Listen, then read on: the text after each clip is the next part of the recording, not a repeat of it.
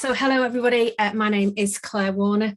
The session that you're here currently for, Museum Professional Wellbeing in hopefully a post-COVID world. So as David mentioned, I have been doing a lot around the topic of wellbeing. For kind of credibility, I do also need you to know that I have also worked in the museum sector in the past. I ran the Capital Appeal to build the Imperial War Museum in Manchester, and I have also worked at a couple of small local regional museums up here in the Northwest. This is what I do now because of a large impact on my own well-being in the form of breast cancer in 2016. I stopped working as a fundraising and comms director, and I started looking into how do we look after the well-being of people working in the charity sector. And that's what I do on a daily basis now. So we are here today to talk about well-being. I have to tell you, I find it the most unacceptable word there is. I think it's useless. I would love to find a new word that replaces it because it means lots of different things to lots of different people. However, the World Health Organization will tell you that what they mean by well-being is the state of being comfortable, healthy, or happy. Therefore, if we're talking about workforce well-being, we're talking about the state of the members of our workforce being comfortable, healthy, or happy. Well, what does that actually mean? Well, when I work with organisations around workplace well-being, we look at 8 different types of well-being: social well-being, physical and mental well-being, lifestyle well-being, career well-being, values well-being, financial well-being, emotional and psychological well-being, and culture well-being. Now, I'm not going to go into these in huge amounts of detail today. I know that you are all, I would imagine, working in some kind of transition or some kind of not quite sure which bits of what we're going to be doing phase. I bet a lot of you are looking back on the halcyon days of when you thought you were busy in 2019 and wondering how you thought you were ever going to fit anything else in. I do very quickly want to run through with you what each of these means in your organisation, but then we're going to root all of that in. Well, how do you make sure that you as individuals are ready to go and take on the challenges of organisational wellbeing and of all the things you've been discussing in the conference over the last 2 days? So very quickly, social well-being means having healthy relationships with your peers, with managers, and with trustees. Being involved, feeling valued, and feeling like you are listened to. Physical and mental well-being is the ability to keep physically well. Be able to physically do your job, and that if necessary, your organisation makes the changes that enable you to do so. That you have enough energy to do your job, that there are no physically hazardous conditions, that you're able to keep mentally well, that managers are trained to know how to support you if you are struggling, and that you work in a stigma-free environment. Lifestyle wellbeing means that you're able and supported to take breaks, able and supported to eat and drink healthily, able and supported to take your full allocation of annual leave, able and supported to keep physically healthy, and able and supported to keep mentally healthy. It's one thing telling you all these things. It's quite another thing when you're then given a workload that says you have to work 10 hours a day and you don't have time for breaks. That's why the point about being supported to be able to do this is really, really important. Career wellbeing says that individuals are able to enjoy what they do on a daily basis, that they're committed to the purpose and the mission of the organisation, that they can see where their work contributes to the whole of the organisation, that there are opportunities for people to learn, to develop and grow, and that they're surrounded by others who want to work equally as well. Values wellbeing suggests that the organisation lives by its values as well as its mission. That its mission is something that colleagues can get behind, that all colleagues are treated with dignity and respect, that the organisation is committed to the well-being of its colleagues, and that commitment goes right up to governance level as well. And most importantly, that the organisation is prepared to make decisions that will support this. So who's going to be the no person? Who's going to be the person that says, I know we're all purpose-driven, mission-driven, highly driven people who want to achieve all of these things, both in person and digitally, in the UK and abroad. However, we can't do all the things, so I'm going to take the responsibility of saying no. Let's discuss what that looks like. Somebody somewhere has to say no to something, or yes, as Christina just said, yes to increasing resources. You can't keep increasing all the things and not increase other things as well. So being prepared to make the decisions that support all of this is the key driver to your organizational well-being. Financial well-being says that your workforce have regular access to enough money that give them financial security, that they're able to effectively manage their financial life, that you offer fair pay and benefits policies and practices, and that flexible working is flexible for the colleague as well as for the organisation. And then emotional and psychological well-being says that colleagues feel good, are happy, experience positive emotions like love, joy, or compassion, and feel generally satisfied with life. They're treated well, that they are free from the fear of bullying, harassment, or prejudice, and that they are able to speak up, make mistakes, question things, and raise concerns without fear of humiliation or retribution. And then finally, cultural well-being. So the culture of the organisation is also well, that leaders are well skilled, respected, and that they lead by example and with integrity. Managers are trained well to be managers, not just to be specialists in their own subject areas. That colleagues are encouraged and empowered, not micromanaged. Workload is manageable. Bad behaviour is not tolerated. That the organisation genuinely cares about its people, and that diversity and difference are celebrated. But the key to achieving all of these is that you can't agree with all of these and then still work and see your colleagues work regular 50-hour weeks. The two don't match. You can't, it's oil and water. They can't both go together. Well, why not? So in 2019, 2020, so this survey was done just before the first COVID lockdown was hitting. But the Health and Safety Executive Labour Force study found that 17.9 million work days were lost in the UK due to work-related stress, anxiety and depression.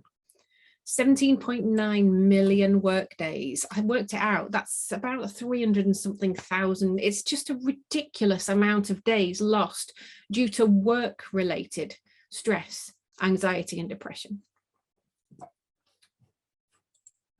510. It's the number of people who in the Museums Association Sticks and Stones research project reported having either experienced or witnessed bullying working in the museum sector. 80% of 100, slightly more than 100 respondents to a survey conducted by the Union Unite of their charity and NGO members, 80% of those people said they had experienced work-related stress in the last 12 months. And 0%, that's my estimated percentage of museums who are here today who currently have more staff and more resource than they need to do the work they need to do. So what do we do about it? Well, as I said, we need to first of all make sure that we as individuals and our colleagues as individuals are able and are well and are able to be at our best and therefore deliver our best across all areas of our lives. And so I would like you to consider these 4 B's. The first one is to be brave. So what do we need to be brave about? Well, we need to be brave about saying no, or saying if we say yes to this, that means we have to move something else out. We can't just keep adding more and more. We have to be brave. We need to be brave about setting and sticking to priorities.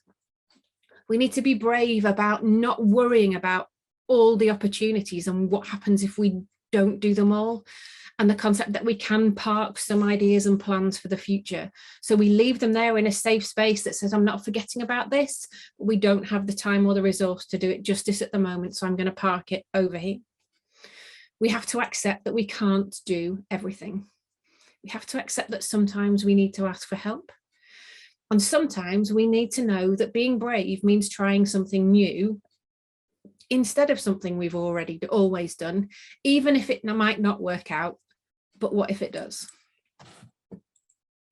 We also have to be brave about putting our own well-being first, I haven't put it in here because it's not embarrassing, it's what I do, but I have a very famous image that a colleague of mine once took and shared on social media, which demonstrates why you should never share the work you did at 4 o'clock in the morning. And I had forgotten to do something, and I got up at 4 o'clock to do it, and presented slides to all of my colleagues in an organisation. And I was the person who always got the red pen out and was responsible for finding spelling and grammar errors. These slides were awful. They were appalling. Nobody wants the work that you do at 4 o'clock in the morning. You should not be at the point where you have to work those hours. So you absolutely have to put your own well-being first in order to deliver work that you are proud of. And in order to do that, you and your colleagues have to prioritise self-care, and you need to model prioritising that self-care. You need to learn what your best looks like and how to achieve it. So if you think back to when did I last feel really, really proud of a piece of work that I did? It might not be like that it's ages ago. It might be that you're doing it now. But what are the circumstances around the way you're working, the way your life is set up, the way you're doing things, around how your day runs, that say, I know that I do deliver my best work when all of these things are aligned. You also need to find your coping mechanisms. What are your coping mechanisms for the things that you know are likely to come along? You need to be brave about looking at doing things differently. I did a project with an organisation last year where we worked out that 35% of their time was being spent on workarounds because systems and processes in the organisation didn't work, but nobody could face the work putting those systems and processes right in order to not have the workarounds. We went through, we identified them, we created a plan of whether they needed to be done in total or in part or as the process went along, but we gained back that 35% of time because we were able to do things differently. And you can also be brave about checking in on others. I remember hearing at a fundraising conference once the story of the two gentlemen, I think he's called Johnny Benjamin, the gentleman who was struggling with his mental health and was standing on a bridge in London contemplating taking his own life. And another chap saw him, and he looked at him, and I can hear him telling the story in his head where he thought, it's none of my business, but I just can't walk past and not ask. And the guy standing on the bridge says, had he not, I probably would. Nobody is ever going to be doing the wrong thing by saying, can I just check you really are okay? I know you said you're okay, but I just want to check. Really genuinely, are you? Now, don't labour the point, but really genuinely checking in on the well-being of others, especially now we're all working in hybrid models or different models, or we've just got all these extra things going on. That genuine check-in sometimes does seem like it might be a bit intrusive. It might be a bit kind of not what the person wants, might not be what they want, it might be what they need. So genuinely checking on others is absolutely something we should be being brave about. So the next one is around boundaries. Now, sometimes we need to put boundaries around ourselves, and we need to put boundaries that say, I'm going to protect myself from these things over there. I'm going to protect myself from answering emails all night or being available here or whatever the thing is. Now, the thing about all these 4Bs is it's really important to find out what this means to you. What the right boundaries for me won't necessarily be the right boundaries for you. Finding out what your boundaries are, what the things are that you know help protect you really are. So what are the things that you need protecting from? The next thing is, what do you need to protect yourself from? What do you know about yourself that says, I know I'm my own worst enemy because I do X, Y, and Z. And so I need to put X, Y, and Z in a box over there until... So, for example, I have an alarm now, not just to get me up in the morning, but I have an alarm to tell me it's time to turn everything off and start thinking about going to bed. It's an other end of the day alarm. But I know that if I don't do that, I just carry on forever because there will always be another thing I can go and tidy up or some more stuff I can put in the dishwasher or something else. But I know that if I don't protect my sleep, I'm horrible, basically. So what are the things you know about you that you need to protect yourself about yourself from? Find a metaphorical box to go and put those in. The third B is balance. And anyone who follows me on social media will have heard me wang on about this forever. I absolutely hate the concept of work-life balance, just hate it, because to me, it says two things are finite, there's work and there's life, and they should balance. And I don't subscribe to that concept at all. Because I think that we, in a purpose-driven sector, where we all do way more than we probably should, we need to look for what makes our life balance. And for those of us who absolutely love what we do, work is always going to be a huge part of that. But we need to work out what are the other bits that also make up our own balance. Again, yours, not David's, not whoever's, but what's your own life balance?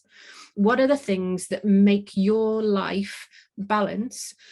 And as with the concept of things that do balance, we need to accept that sometimes you will get tipped in one direction. I know, for example, that at the end of the school summer holidays, I have way tipped far too far into my family section of my life balance, and I can't wait to go and hide back in work again. And I also know that there are periods of time where my work section has over tipped, and I need to go and counterbalance that with other things. So working out what are the areas of your life that give you balance will help you sometimes preempt busy periods of one thing or another you know that are coming up, or help you recover, or help you recover afterwards. But don't consider work and life being the two things. Consider that life is life and there are important things in it. If we take average example, purely for the sake of me getting the maths right, and we say that we should spend 8 hours asleep and we spend 8 hours working, that then leaves us 8 hours of the rest of the day. So in these diagrams, work is pale blue, sleep is the pink, and other is dark blue. So if you consider the thing that I don't agree with of work-life balance, you can already see that on a working day, work is only a third of a day and life is 2/3. If you then take that to a week, and again, for the ease of maths, I have assumed that we work 5 days out of a 7-day week. So the percentage of time that is work across a week has again reduced to just less than 24%. If you then take that to a year and assume that we take, I think I've taken 4 weeks holiday in this example, you will see again that work has shifted down yet again. It's just over 21%. That's not a work-life balance. And I understand that we don't work in absolutes and we don't work 8 hours a day and we don't only work 5 days a week. But I would just like to challenge the concept that A, it has to be two things, and B, that they are always going to balance. It's not balanced, it's balance. And balance dictates that things tip and things shift. But when things tip on a balance scale very far in one direction, they never then just resettle straight back in the middle. They will always go over and tip past the middle. And that's what we need to remember. To recover, we have to go and tip past the middle in another direction, and then eventually settle back in the middle again until something knocks that equilibrium. So you need to work out for you, what is your balance? Well, I know that my balance has a big section of work. It also has a huge section of Netflix. It has a large section of sleep. I also, every single day, have half an hour in the morning on my own before anybody else gets up, because it's the only half an hour in my day that I don't have to be anything to anybody. I am just me, drinking coffee, looking at the world, and just thinking. And I don't have to do anything for anybody. And that half an hour, if I don't get it, can alter the whole feel, the whole balance of my day. It will also involve getting some time outdoors, some time with family and friends, some time with, it's never going to, let me tell you, involve running a marathon or doing anything that involves huge physical exertion. But it is going to involve me getting outside and doing some walking and walking around our village, getting a little bit of exercise, obviously, but not to the extreme. Knowing what your balance is, and then you can work out, I might have overtipped in this section there, therefore I know I need to add these bits back in again. Just like if you make the recipe for a cake and you add too many eggs, you know I've got to add in more flour and sugar and whatever else goes in a cake, butter. If you over egg one bit, you need to over the other bits to compensate. So working out what your recipe is will help you regain that balance. And then the last of the B's is basics. So sleep. Sleep is hugely important, and sleep is also a vicious circle, because what tends to happen is if we don't sleep, we then struggle, we then can't get over the struggle, so we don't sleep. So sleep becomes a vicious circle. If you are able to get regularly between 7 and 9 hours sleep a night, you are getting the right amount of sleep for your body to operate in its optimum conditions. If you're not getting enough sleep, you're going to lose focus, you're going to lose attention, you're going to lose vigilance. Errors and omissions are going to occur. You're going to be irritable, you're going to be angry, and you're going to be vulnerable to the impacts of excess stress. The next one, hydration. The impact of being even 3% hydrated, 3% dehydrated, is a loss of 25% in concentration. So just purely making sure that you have the equivalent of between 6 and 8 glasses of water. I admit most of mine is taken in coffee, but I do have a large glass of water to start the day, and I do have a large glass of water to finish the day. But making sure you keep hydrated, make sure that your blood keeps flowing around your body, the oxygen's working properly, your muscles are all hydrated properly, your skin's hydrated properly. I can't afford to lose 25% of my concentration just by being 3% dehydrated. So hydration is crucial. Also, eating well and regularly. It's way more important that you eat 3 meals spread out throughout the day than it is that you eat a really great meal at tea time and forget to eat anything else. If you can't do anything else, it's way better that you eat a chocolate bar at lunchtime than nothing.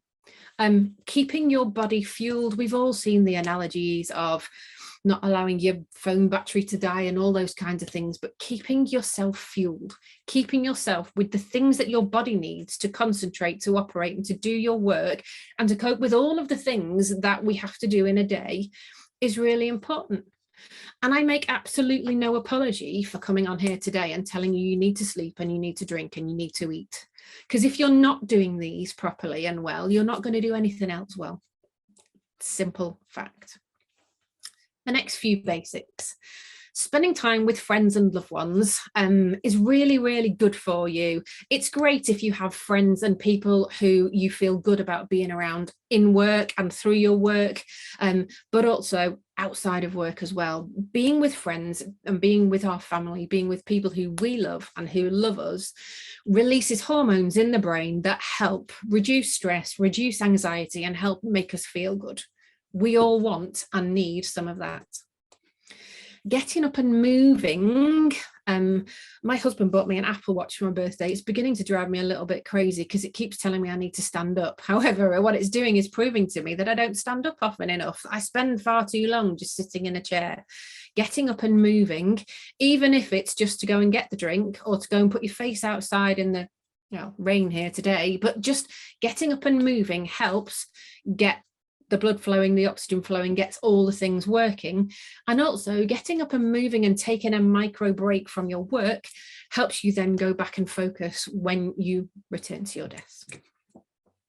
Finding hobbies that you love, that you enjoy, and that are totally nothing to do with what you do at work on a daily basis are also really important. Giving yourself a total break and doing something you really love is crucial to your overall well-being.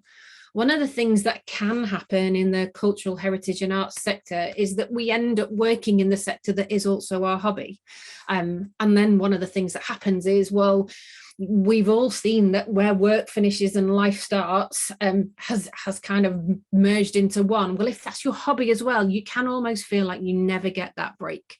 So getting that break in something totally unassociated, even if it's only for half an hour a week, you need that break. So this picture, this obviously isn't me, but we do have a horse and I do go horse riding. And one of the things that's great about horse riding is if you aren't only focused on the riding of the horse, you will fall off. So you cannot afford to do anything but focus on the thing you're doing and forget about everything else. Waking rest is very different than sleeping rest. One obviously is conscious rest and the other is unconscious rest. Doing something that allows you to rest on a regular basis, not necessarily every day, but doing something, identifying what your waking rest thing is for you, will help you counterbalance that. It's just an extra bit of, it might be the golden syrup you put in the cake recipe, it might be that tiny little thing, but it makes a big difference. What's the thing you do for waking rest? It could be something craft-based. It could be walking or running or cycling, but it's the place where you get a rest from the stresses of your week. So it could be mental rest. It could be rest from other people. It could be rest from a whole different set of things. It doesn't have to be doing nothing. It doesn't have to be lying down on the sofa watching Netflix rest, but it has to be something that provides you a total change from the things that you normally have to deal with during your week. And then laughter. Laughter, like spending time with friends and loved ones, releases hormones in the brain that reduce stress in the instant. Absolutely there and then. It's not going to solve long-term problems, but it is going to bring you down from boil to simmer in any kind of given stressful moment. I understand that laughter is not necessarily a plannable thing. You can't go from 3:30 today, I'm going to laugh, because that doesn't work. You can't have planned laughter, but you can have things that you know make you laugh. So the YouTube clip of the man with the dog, I can't remember it's called Benton or Fenton, but the man in the park in London where the dog runs off and chases the deer, which really shouldn't be funny, but is hilariously funny because I too have a dog that doesn't do as it's told. That YouTube clip will always make me laugh. The Michael McIntyre sketch of leaving the house before you have children and leaving the house after you have children will always make me laugh. Again, these are my things. There are people that I know I can phone who are going to make me laugh, regardless of whether I want them to or not. That's my laughter.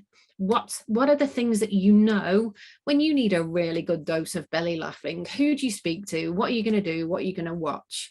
Because the hormones in the brain that laughter releases are absolutely invaluable. Finally, then, we're going to do some bits around, well, what do you need to look out for? What are the things that in a stressful work environment, which I think, we can all accept that work is generally quite stressful most of the time, especially then when you're working out, how do we move out of a pandemic situation? We need to look at stress. Now, we do tend to talk about stress and what we actually mean. If you look at this slide, I'm sure many of you before will have seen this stress curve analogy. Some stress is important. Some stress says that we are actually operating. We tend to use the term stress when what we actually mean is distress, an excess of stress. So this curve shows the impact of stress on performance. And so I do remember it some time ago, but there are periods I know I've had where I've had so little to do, I couldn't be bothered doing any of it. That lack of stress has an impact on my performance. I also know that before I was ill in 2016, I actually operated at my best just into the orange section of here, just on the right-hand side of the peak performance section. I genuinely worked at my best when I had just a little bit too much to do. It made me focus. It made me make really quick, good decisions. I honed my decision-making rationale. I was absolutely at the top of my game when I was just over the top of that stress curve. Now, nowhere near. I need to be green. I need to be maybe just turning yellow in this section, but my peak performance now is well back before I have reached capacity. If I even begin to think I can't do all the things I've said I'm going to do, it just stuns me into inactivity. I can't get that same focus. I just can't perform the same. Learning for you where you operate at your best on this stress curve is another thing that is really useful for you to know. And if you don't kind of start looking at where do I just got too much? Have I not got, how do I feel about the amount of things I've currently got on my plate? And then really importantly, we need to be very, very careful that the sooner we recognize we're tipping over the edge, or the sooner we recognize we have gone over the edge and we have to come all the way back up again, avoiding exhaustion and burnout has got to be the priority of each one of us and of each one of our organizations. So recognizing, well, what does too much stress look like? Again, something you need to know. Now, sometimes stress will tell you it's there without you knowing it's there. Your body will be telling you that you are under stress without you realizing it.